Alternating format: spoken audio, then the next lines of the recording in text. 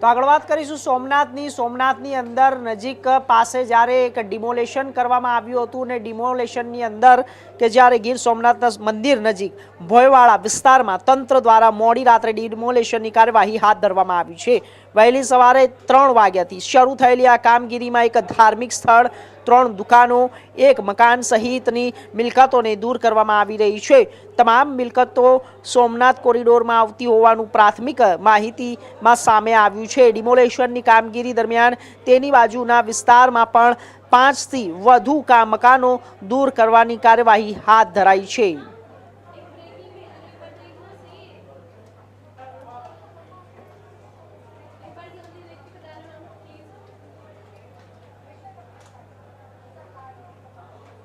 સવારથી જે સોમનાથ મંદિર વિસ્તારમાં ડિમોલેશન છે તે હાથ ધરવામાં આવ્યું છે।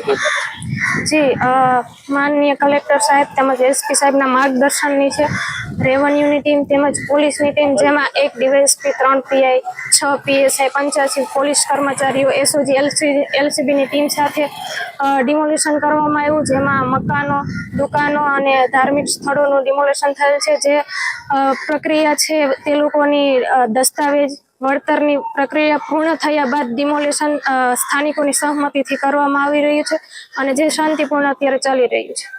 85 પોલીસ કર્મચારી હતા, એસઓજી એલસીબીની ટીમ હતી, 1 ડીવાયએસપી, 3 પીઆઈ, 6 પીએસઆઈ સહિત રેવન્યુનો સ્ટાફ હતો।